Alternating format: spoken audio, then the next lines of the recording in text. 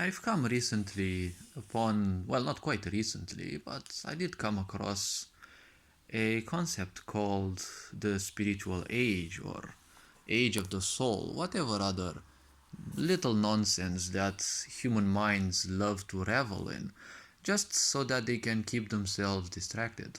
See, your age of the soul is not something that would matter unless you simply want to distract yourself from your daily routines or whatever. See, the question here is why would you want to know the age of the soul? You definitely don't even know that a soul exists. As long as you haven't experienced it, why would you bother with it necessarily?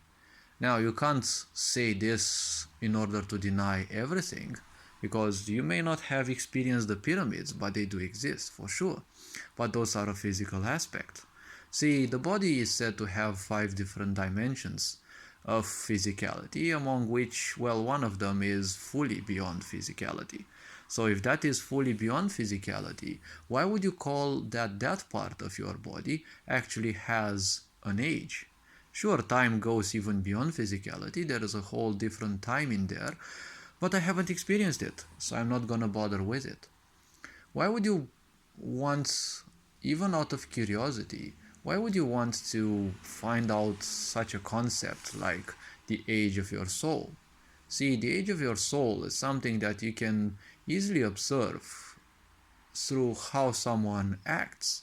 You're not interested in the age of their soul, you're interested in how they act in this current life, what their level of attachment is, how they react, how they act in the world. Because conscious action is what shows that someone is wise in this life. It doesn't matter how many lifetimes they had before or how much time the soul has been in this world, because you don't know. You haven't experienced a soul, you only read about this concept in a book, well, a religious book. But a religious book is, well, a bigger lie to support a smaller lie, because in a sick society, people create lies to support their passion for suffering, to support their misery, because we are creatures of comfort. And to a lot of people, misery means, well, when they are miserable, it just is the proof that they love suffering and, well, they should be left to suffer because that is their karma, that is their will, that is their choice in life. You become even more miserable when you try to fight and you try to pull them out of their misery. And when you fight against their own will, that's when, karma comes in, right? It's not a punishment necessarily, but you have to read people's karma in a way. You have to understand what they choose. Because if they choose to live in misery, you have to let them be so. Because only when they suffer enough will they break and will they seek help to move to a higher level. But up till then, well, if you intervene in anyone else's business, there will always be problems. Be it that you do it from a financial, professional, political, or whatever standpoint, right? So when it comes to life and the so-called soul, see, the age of this soul, why would it actually matter, right? Why would it actually matter? It is just another piece of data that you'd put into your mind and most likely use it to compare yourself with others. Because ultimately, the only reason for meaning is to be made use of, but not emotionally, not psychologically. Just be like a hard drive. You store data on your mind. You don't need to invest emotionally or psychologically into that because it's not going to serve any more purpose. All the meaning that one creates in this life, well, they won't take it with them in future lives. They will take a karmic imprint of what they have performed in this life, but, well, most of those things will remain with this life, and the physical body, the mind, the discernment that you had in this body as well. So why would your soul's existence or age actually matter, right? If it weren't for some cutesy, beautiful distraction from who you are, from the responsibilities that you would need. Because if you are truly spiritual, not a person who reads spiritual books necessarily, if you are someone who has perceptions or who has had at least a few perceptions of this world, meaning would start to simply fade away. right? Meditators don't need to make use of their mind because it can get easily noisy and you can't simply meditate in noise, right? People like me who prefer silence, I don't like using the mind too much, and also I'm kind of intuitive. Why would I need to invest years into slavery of books and reading thousands of things when you're connected to the universe, when you're connected to the planet? You can get all so many answers from different layers of intuition, right? A lot of people would be pissed because they only understand their life as their titles.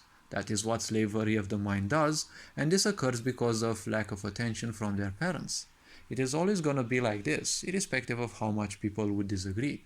Because when you're not given the proper attention, you're going to want to drown yourself in titles. Hopefully, one day you're going to attract someone's attention, and you're going to attract that, fame or whatever you're seeking, but ultimately attention. This sick society knows that you're deprived of attention. Why do you think everything, even the corporatist world, wants to make you feel proud of your career? You're getting a career in McDonald's, selling burgers and poisons to other people that you should be accused of genocide, but you're having a pride in that. You see, pride is one of humanity's downfalls in the end. So a narcissistic society doesn't take fulfillment from seeing you suffer. It takes fulfillment from begging you, right? From you begging them to give you suffering, to cause you suffering, right? So this being said, well, the age of your soul simply doesn't matter much. All I know, for example, in my case, I don't need to look at the age of my soul. It is just an irrelevant aspect. I kind of have meaning phobia. I'm not interested, not drawn mentally, psychologically by meaning. I only make use of it to try to make myself understood, and that's it. There is no attachment, no need for attachment towards that. All I know is that I'm part of this sick society, and it's not the first time I meet it. It's not the first time I meet its denizens, but at the same time, I know that I've lived till now in the West, right? In some of the most corrupt and mind-twisted part of the world, and I have survived till now, and I have, well, successfully kept and maintained the purity of my inner design. So, if society couldn't bend me till now, all I can say is I might be either older than this society, or probably humanity, or I might be at least wiser. I prefer wiser because the age of my soul, the age of my existence in this universe, I may not know.